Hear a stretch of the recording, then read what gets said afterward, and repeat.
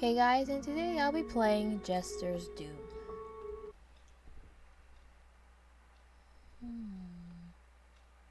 Okay, so this is the fan-made game.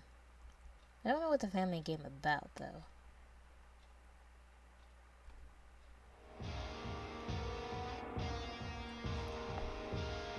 What is going on?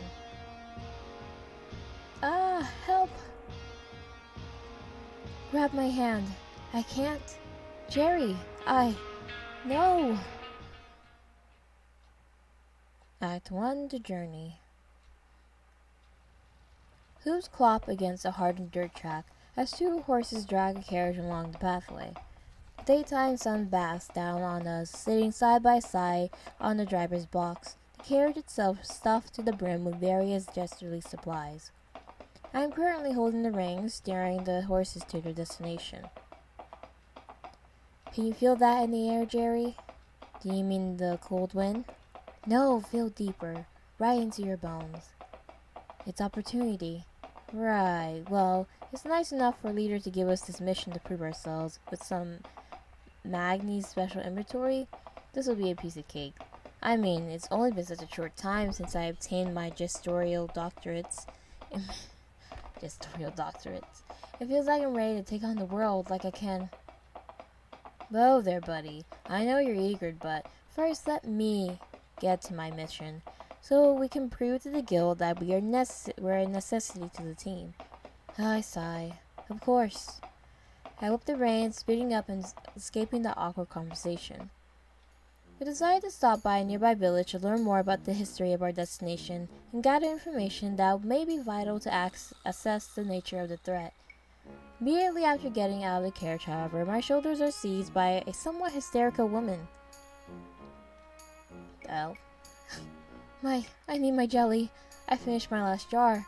There's only one jar left in this town, in my cellar, but I lost the key. She tightens her grip on my arm to an uncomfortable degree. At this point, I'm certain it'll leave marks. Please help. My jelly. I need my jelly. Just as I start losing circulation, Bettel appears from the cart, curious about the screaming. Hey, what's your problem, lady? And with that, the sane townspeople, who must have grown used to her racket by now, look over at the sound of a newcomer. One of them pulls a hysterical woman away and escorts her back to one of the houses. Bettel approaches and sees how tense I am with just having been accosted, mutters in a low voice to me. It's one of these towns, huh? Bit random, innit? I'll say, quite by me, governor, these guys are crazy with the weird accent change. Someone begins to approach us, obviously unused to the concept of outsiders. I apologize for that. She's just not the same without her apple banana cherry jelly. That's some, oddly specific taste. Jelly, really? Way to pick the worst obsession. Ugh. Welcome to Lilium, but I have to confess, it's not the best time to stay here for a vacation. Weird things are happening at the old estate. There's appearances of some of our own folk, shadows looming over the area, and land becoming dangerous to pass through, you name it. Why are you folks here anyway? Surely you've heard of how young Charles never made it back home after wandering at night. We're here to help. We're from Oh, I'm sure you're here to help, but everyone who has come so far has failed and died trying. Boys, I think you should consider just going back to where you came from. It's too dangerous here. Hello, my audience. I'm Gavis Bettel. This is my assistant Jerry, and we're here to bring you the greatest show. With that explanation, a few nearby townspeople start murmuring to each other in excitement. What? He pulls me aside, away from the gathering crowd. I'll give them the most amazing show they've ever seen, earn their trust, and they'll answer all our questions. And then we just try asking first. What, like that's going well so far? You would deprive them of the show of a lifetime. It's going to be great. Sometime later. Ladies and gentlemen, it's a moment you've all been waiting for. Your jester, Gavis Bettel. And Jerry. So you may be thinking, what makes the greatest show? Lofty goals, this clown is way over his head. But dear audience, allow me to introduce you to My chainsaw and juggling act. Pass him the chainsaw. Might as well. I mean, he's the one that's so excited for it. The audience looks intrigued, and to be honest, so am I. I ripped up the chainsaws that he packed and threw them towards Bettel. Oh god. Wait, I never said they were supposed to be on. Ah! Oh. Bad end, nothing to lose by our chains Oz. So passing him the chainsaws was a bad idea. The audience looks intrigued, but I have to stop this right now. Instead of passing him the chainsaws when he packed those, I decided to throw him tomatoes. Bettel catches the tomato swiftly, his hand automatically going through the juggling motions before realizing what was thrown to him. Because tomatoes are so much lighter than chainsaws, he ends up throwing them much further than intended.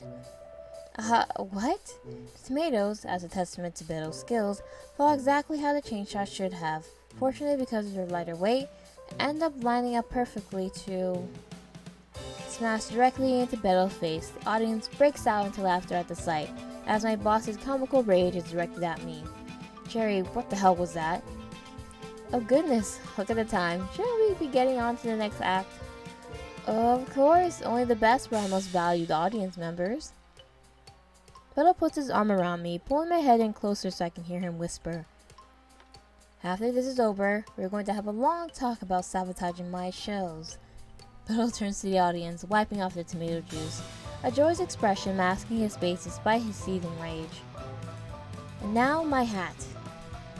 Pass him his hat or bomb. Yeah, let's try a bomb. I've had it up to here with him. If he wants to be mad that I saved his life, so be it. Grabbing a bomb, why do you pack a bomb? From my secret carriage stash, I discreetly lighted and handed over. Ah, thank you. Hey, what the hell? The audience gasped and screamed, and suddenly I realized I did not take into consideration that I will still be in the blast radius. But then, here today, bomb tomorrow. Pass him his hat. I do my best to melt into the floor as I hand him his hat, the dictomy of his cheery voice making the anger all more palpable towards me. He does have a nice hat. Feast your eyes on the trick of a lifetime, something you've never seen before. You've seen rabbits, you've seen doves, but have you seen geese? Bettel pulls a goose out of his hat. The goose honks angrily, biting at Bettel's hand. With a wince, he looses hold of it and it starts attacking the audience members. These are dangerous. Most of the audience flees, but the vicious nature of the bird lays claim to its victim. It's attacking Jeremy, someone help! The townsperson, who has apologized earlier, steps forward in an attempt to control the situation. Please, enough. Someone get that goose. I've got it. They turn to us. Bettel is already attempting damage control, honking and calling for the bird as he chases it away from its prey. I'm not sure why, but his communication does always seem to work in the end. What have we done to deserve this? Was it the jelly lady? Please have mercy. My boss seemed to somehow overhear this despite the havoc. Are you not entertained? Bettel, not now. Excuse me, I'm so sorry about this. I gestured to the Bettel-shaped chaos. All of this. We only came in to make some inquiries about the old estate. We heard some rumors and wanted to help. Oh, you're proving yourselves quite capable of helping us, though this is the first time I'm willingly sending some idiots to that death trap. The estate is just up the winding road off of Tisker Lane. I'm afraid that there's not much else to it. I'm not sure why or how these disappearances have been occurring, much less what the monster is or why it's here. Decide to ask him to clarify in a few more details. The estate's history, the disappearances, the monster. Okay, well, let's just save all. So, the estate's history. So, what is this estate? Who did it belong to originally? Oh, the old lord of this town. He was well known for his eccentricity. He loved his puzzles. He always brought a lot of business for the carpenters, clockmakers, and engineers of the town. His mansion was quite the spectacle when he hosted parties. Alas, he passed away a few years ago, and he was quite the jolly man, mind you. Hardly the type to haunt the place after death. Disappearances? So people in this town have been going missing? Yes, though, going missing is a nicer term. We're sure that the monster that has begun to reside in the mansion has done away with them in one way or another. but we're trying to spare their families the despair of coming to terms with that. Technically speaking, we have no proof that they've gone forever either way, so best to just let them hope. The monster. What do you mean, monster? One night, a group of us went looking for Charles, the son of the lady you met earlier. He was the one of the first to go missing, and we weren't quite sure what we were looking for. I know a few had said that he was playing his train games too late at night and got lost, but once we saw the state of the manor, we knew something unnatural was occurring. See, the lord who owned the mansion had only passed away a few years ago. The staff still tended to the grounds to keep it in pristine condition for the mourners. However, the building appeared to become dilapidated overnight. As we got closer, we could see a shape in the shadows and then a singular piercing eye looking at us. It was unlike everything I've ever seen, and ever since that night, the town has been terrorized. Thank you for all your help. Thanks, this information is incredibly useful. We'll go out, investigate the scene, and stop this creature from causing you any more harm. Please, just take your friend with you and stop him from terrorizing the town. Oh, he's my boss. Dear God. Packing away the makeshift stage back in the carriage, I checked my own supplies. My camera for documentation and proof, the map of the area from Altair, and the potions from Magni, the one and only. Holding these made the process all more real. Packing the supplies back up takes some time on my own. Once Bettel comes back with a goose in tow, it's already getting late. Sighing, I get the horses ready and we travel down the treacherous track to the estate. When we arrive at the estate, its abandoned exterior, with overgrown foliage and crumbling foundation, proves that time has not been kind. Make our way up the rough driveway path, and come up to the entrance of the estate. I settle our horses while Bettel hops out of the coach. The mansion lies before us in its dilapidated glory, the darkness of the night painting an aura of gloom over the domain, surrounded by a large rusting gate. Well, would you look at this place? Shame this place went to hell. Would have been a really badass place to live in. Are we looking at the same thing here? Act 2, the mansion. As we approach the mansion, we find ourselves in front of the foreboding gate, looming over us with a clear message: you are not welcome here. Why did we change art styles? My boss looks excitedly at me and beckons me closer to the rusty metal. Jerry, as the assistant of the great Gavis Bettel, it is your duty to let your Oshi step on you as I climb over this fence. I mean, well, let's say no. Oh well, F you too then. Guess I'll find my own way in, away from my ungrateful understudy. Now how do I unlock this gate? With a gentle push from the Jester, the gate swings cleanly open, allowing passage onto the grounds. Oh! This is really creeping me out, Bettel. It's really not that bad. Whoa, look, the door's already open. I go to protest, but Bettel has already grabbed my hand and is rushing to the doors, and the prospect of a new adventure clearly wiping any rational thoughts from his brain. And that will be his worst mistake for the next 24 hours. The doors? They're shut? Running to the door, I slam my fist against it, then my full weight. Looking around, I try and find a way to escape. A window. Nearby, a sturdy-looking chair looks like it could be a great battering ram. Do you want to smash the window?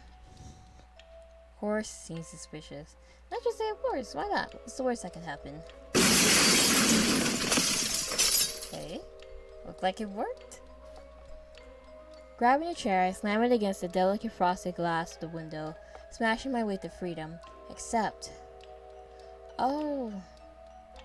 Instead of the fresh night air hitting my face, a stale, inky scent permeates the room, and I notice the darkness outside no longer has any stars in the sky. And then the darkness starts to seep in. Well, that was a mistake. The darkness sleeps down the hall, tendrils whipping from me and Bettel. Rushing to the closest door, I manage to get in and slam the door behind me. The darkness hits the door with a force, making me think that it may just break as easily as the glass. Start to notice the entity's tendrils wriggling around the gaps in the door frame. Frozen in terror, I can only watch as I assume this being will get in and end our lives. But after a while of staring at the door, the tendrils still. It is toying with us, knowing we have no way out, wanting us to open the door and cause our own demise. Oh god. Oh shit, we just made it. We're alive, oh my god. Yes or no? Yeah, why not? Are you really sure? Yeah. I mean, we're gonna die anyway. As I opened the door, the darkness stabs right through me. I'm not sure what else I thought would happen. Patent life has many doors, Jerry. No, what the hell? Whoa, how much money did this guy have? The area in front of me is a gorgeous layout with expensive looking decor. Decorated yet uncomfortable looking couches lie adjacent to one another, and the walls are lined with portraits, presumably of a family that once lived here. A gorgeous carved table holds a beautiful, delicate vase adorned with flowers. Despite the beauty of the room, it is evident that it has been years since it was last disturbed, shown in a thick layer of dust coating most things in the room. Well, this is just great. Being chased by a terrifying eldritch being, our only escape route has been blocked off by said entity. Now I can't even sit down to die without some metal sticking into my back. We're not gonna die just yet. Why with the cursing? You're not allowed to give up here. I still have my whole career in front of me. There's gotta be another way out of here. So I only need to live to get you out of here? Whatever the hell gets you off your ass and actually helping. The air is tense, but I can't help to bring myself to break the miasma of dark thoughts looming over me. What is the point of continuing when I know I'll die? My breath stutters. Bettel glances over at me, then finally looks around the room with comically large eyes. Holy shit, how much do you think I can make off this stuff if I pawned it? Really? Well, first you have to survive getting out of here carrying a heavy gold-glided armchair while being chased by a nightmare creature.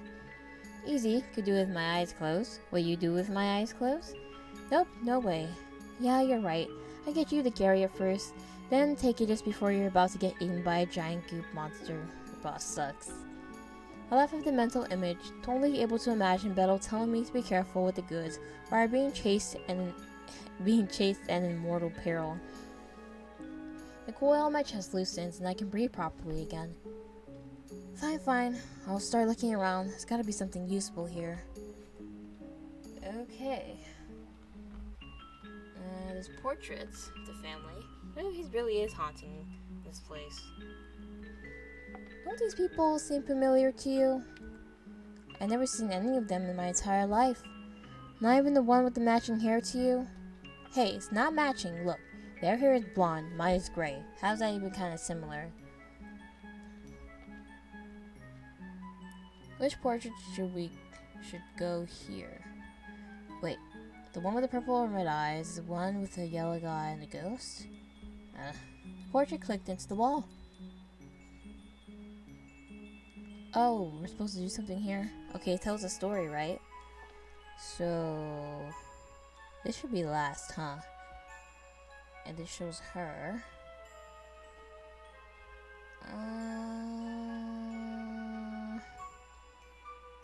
Portrait that goes here should be. We'll go there, the one with the whole family, the one with the purple and red guys. One that goes here would be. I have to figure this out.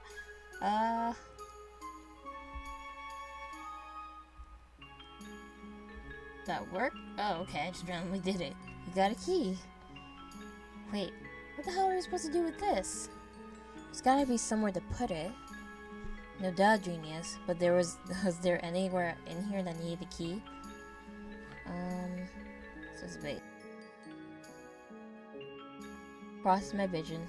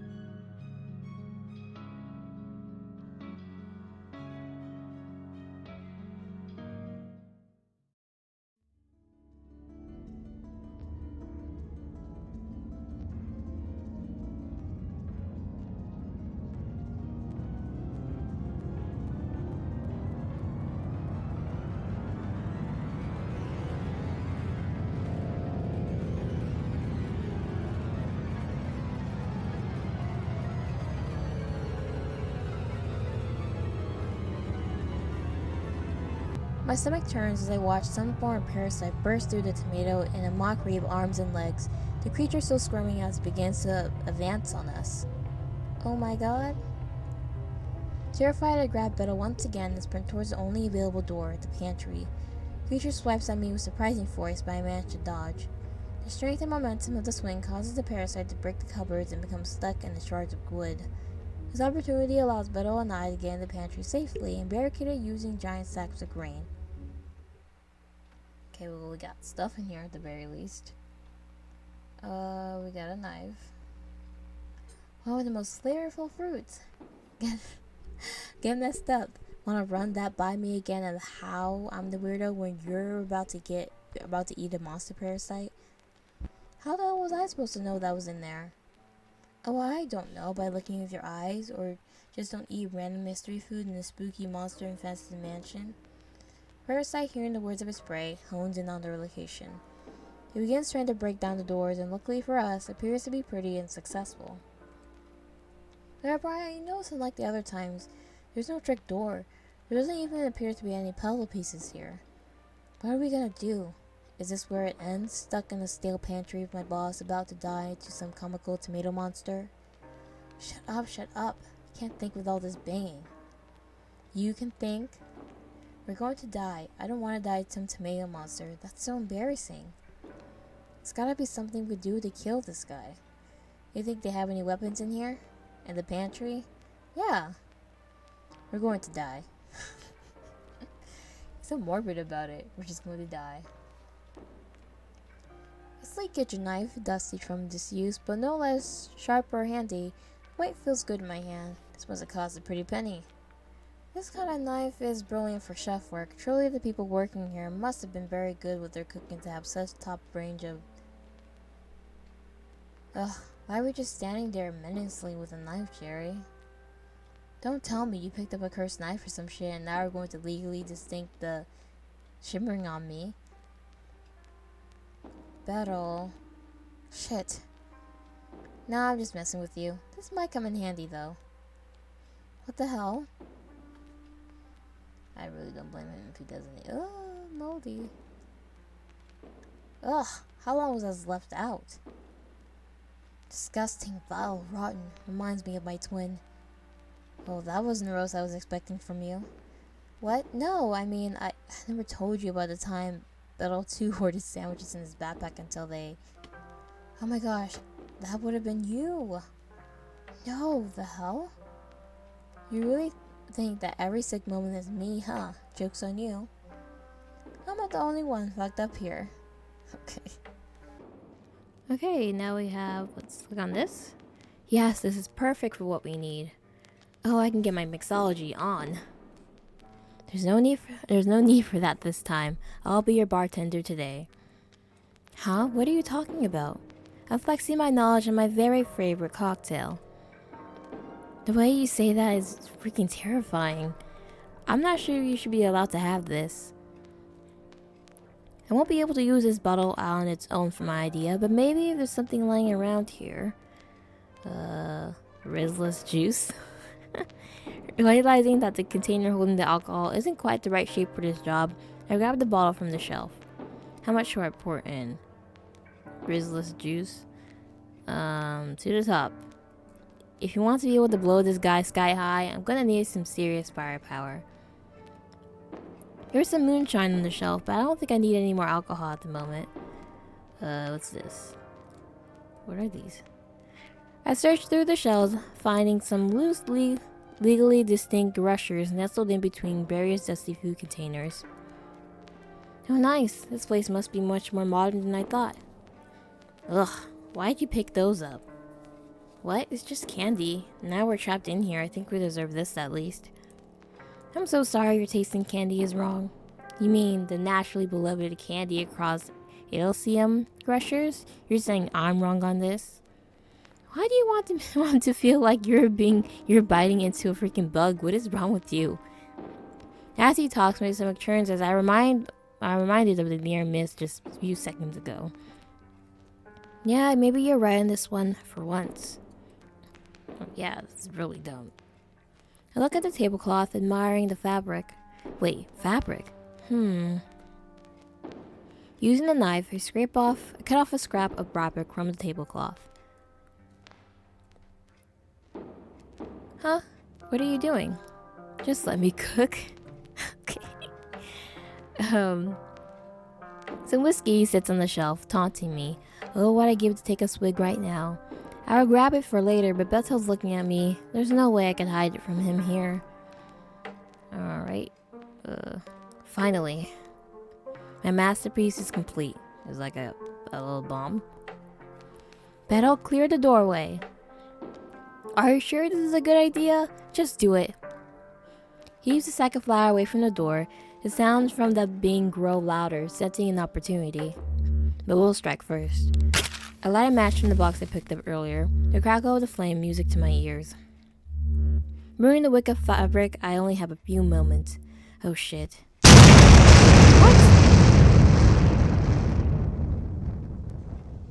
What? You didn't throw it? We just died? Okay, now we should go to the door. Finally, let's hope this works. We don't go blow up in our faces again.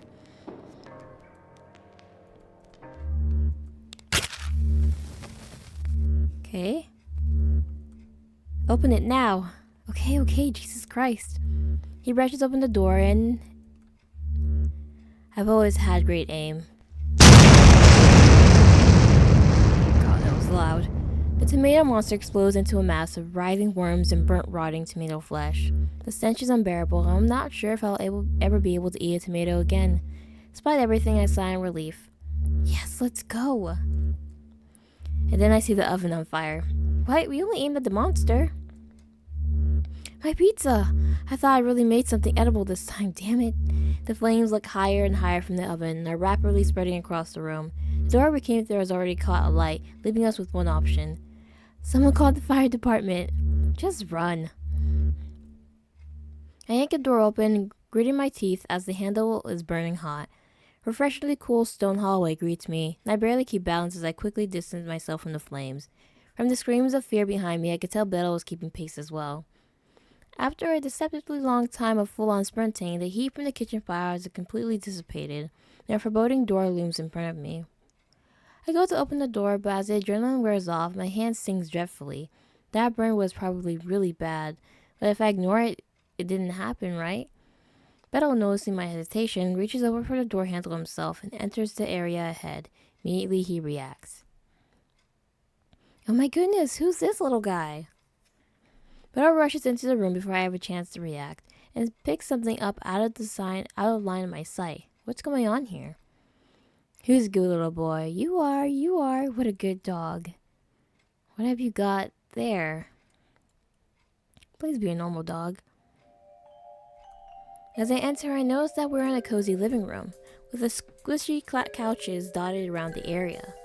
There's a small table in the middle of the room, and the blankets draped across piles of cushions adjacent to the furniture. I finally see what Bettel has been talking to this entire time. Oh, it's not normal. A menacing being, smaller than the rest I've seen so far, but clearly of the same matter, looking with confusion at my over-enthusiastic boss. The aura coming off the entity induces a mind-bending terror in my mind, but apparently the Jester is immune to the feeling of wrongness in the room. Hey buddy, you hungry? I've got some Buddha nap from the kitchen for ya. Wanna have a try? He scrounges around in his pocket, eventually pulling out the Grushers. Where did you get that? Why? I thought you hated them. Hey, you never know when you need to distract a monster with candy. Why would you think they eat human food and not just humans? Anyways, little guy, would you like one of these, puppy? Would ya? That's not a... Oh, never mind. Our boss isn't that bright, honestly. Something about this scene is completely unsettling to me. Everything just seems off. I need to do something about this creature. What will you do about the threat? Separate, take a picture of the docile being attacked the deceiving monster. Let's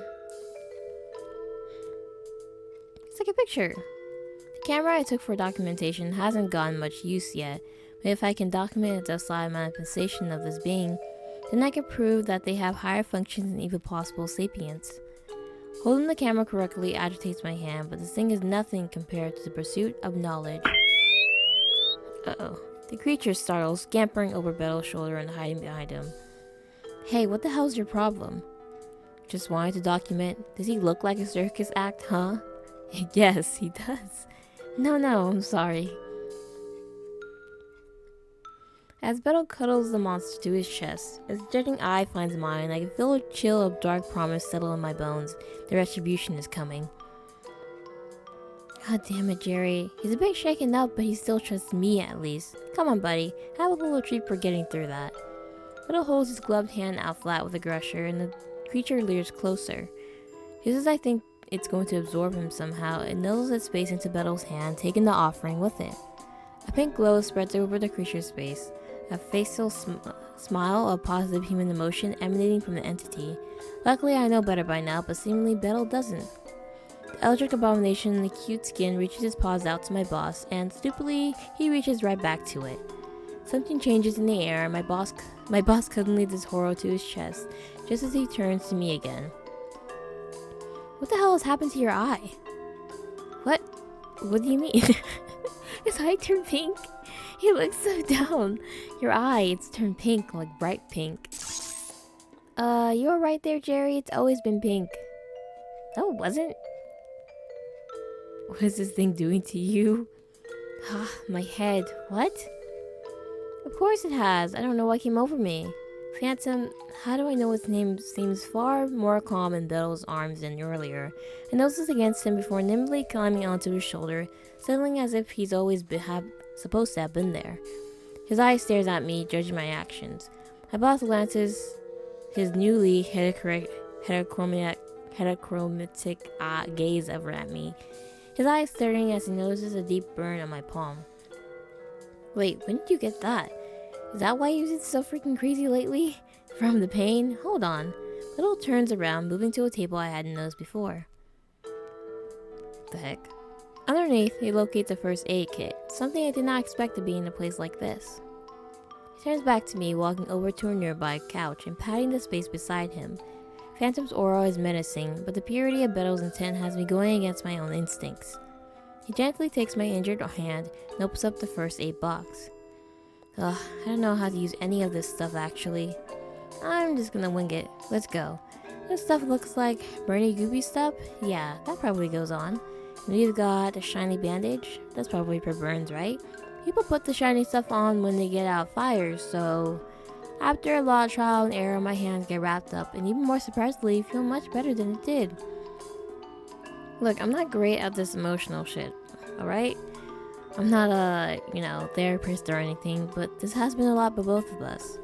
And I think it's really been getting to you, so if you need me to listen sometime, I guess I'm here or whatever.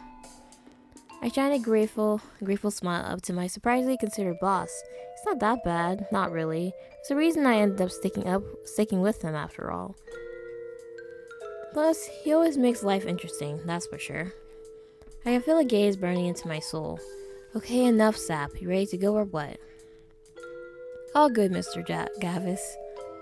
Never call me that again. Of course, Gavis Bagel. Or that. God's blunder? Shut up, I'm never being nice again. Getting up from the comfy couch is torment in itself, but I find the courage to drag my weary body from the enticing embrace of the plush beneath. I walk forward to the next room with purpose, confidence, and integrity, staunchly ignoring the eye watching my every move. And then I open the door, and I'm faced with myself. What? Jerry jump scare? I startle, but notice the other Jerry does as well. Oh, it's a mirror room. Okay, of course. I step forward, my reflection blushing as hard as me in embarrassment and approaching just the same. Standing next to me, I can see Bettel's reflection looking amusedly in my direction. Fully in the room now, I can see the vast expanse of mirrors upon mirrors, making it difficult to sense what path is real. I didn't realize we were in a circus now. When I went to clown school, we had one of these on campus. I am the absolute best at these. Just watch me. Wait!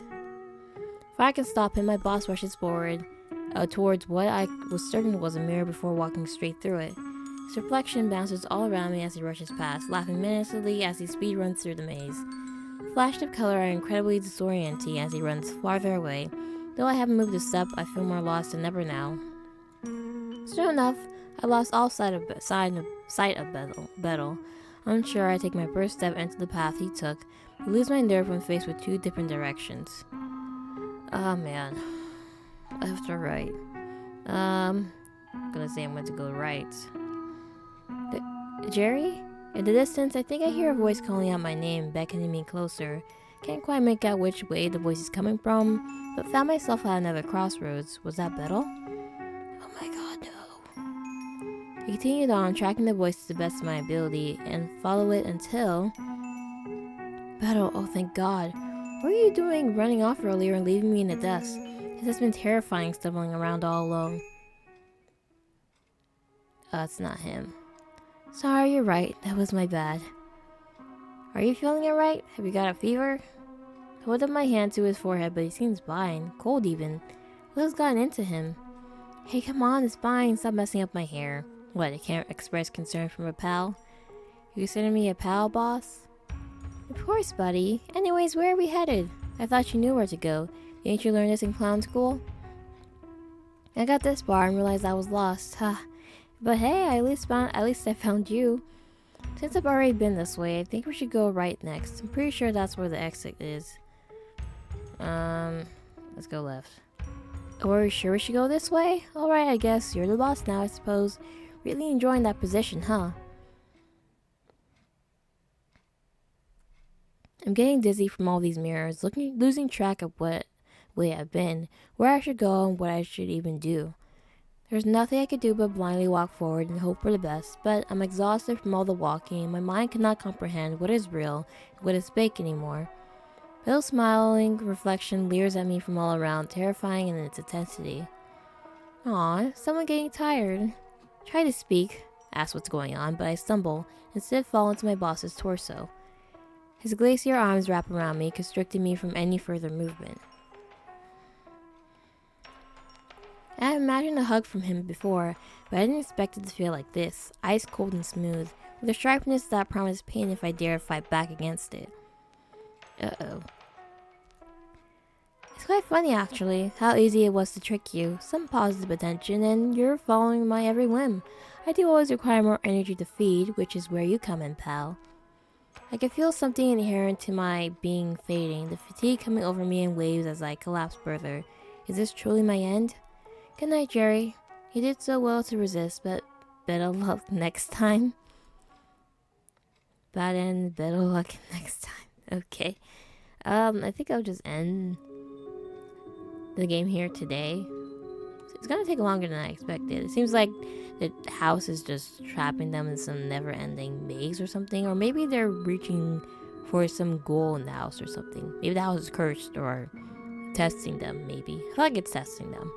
So thank you guys so much for watching this video. Bye!